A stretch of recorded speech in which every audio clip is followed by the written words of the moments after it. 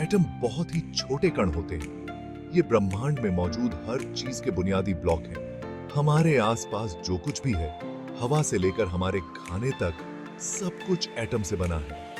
दुनिया कैसे काम करती है, ये समझने के लिए एटम को समझना बहुत जरूरी है। एटम की पढ़ाई फिजिक्स और केमिस्ट्री में बहुत जरूरी है। यह हमें अलग अलग मटेरियल्सों के गुणों को समझने में मदद करती है।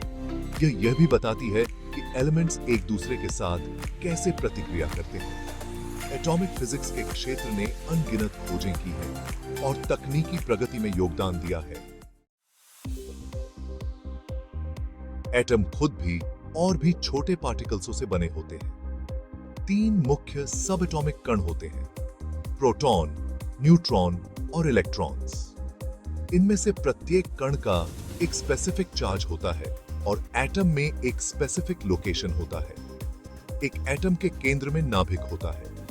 नाभिक छोटा और घना होता है। इसमें प्रोटॉन और न्यूट्रॉन होते हैं। प्रोटॉन पर पॉजिटिव इलेक्ट्रिकल चार्ज होता है। न्यूट्रॉन पर कोई चार्ज नहीं होता है, जो उन्हें न्यूट्रल बनाता है। एटम का अधिकांश द्रव्यमान नाभिक में होता है। इलेक्ट्रॉन, प्रोटॉन और न्यूट्रॉन से बहुत छोटे होते हैं। उन पर नेगेटिव इलेक्ट्रिकल चार्ज होता है। इलेक्ट्रॉन बहुत तेज गति से नाभिक की परिक्रमा करते हैं। ये परिक्रमा अलग अलग एनर्जी लेवल्स या शेल्स में व्यवस्थित होती हैं। 1800 के दशक की शुरुआत में जॉन डाल्टन ने एक ग्राउंड ब्रेकिंग एटॉमिक थ्योरी प्रस्तावित की। इस थ्योरी ने एटॉमिकों और पदार्थ के बारे में हमारी समझ में क्रांति ला दी। डाल्टन के सिद्धांत में कई की पॉइंट्स थे। डाल्टन ने कहा कि सभी पदार्थ एटॉमिकों से बने हैं। उन्होंने कहा कि परमाणु अविभाज्य और अविनाशी हैं। उन्होंने यह भी सुझाव दिया कि किसी विशेष एलिमेंट्स के सभी परमाणु समान होते हैं। अलग अलग एलिमेंट्स में अलग अलग प्रकार के परमाणु होते हैं। प्रत्येक के अपने यूनिक गुण होते हैं।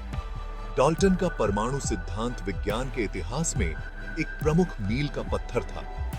इसने रासायनिक रिएक्टरों और यौगिकों के निर्माण को समझने के लिए एक रूपरेखा प्रदान की। उनके काम ने परमाणु संरचना में भविष्य की खोजों की फाउंडेशन रखी।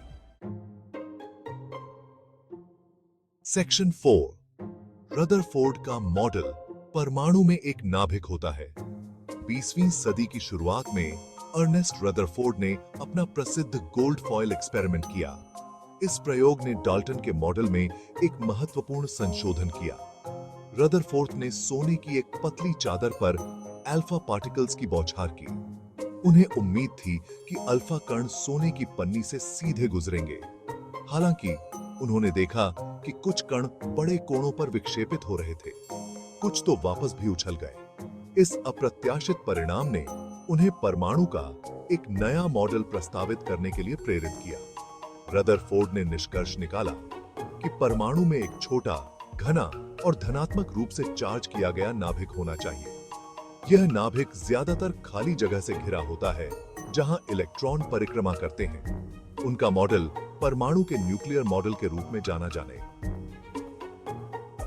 जाने लगा।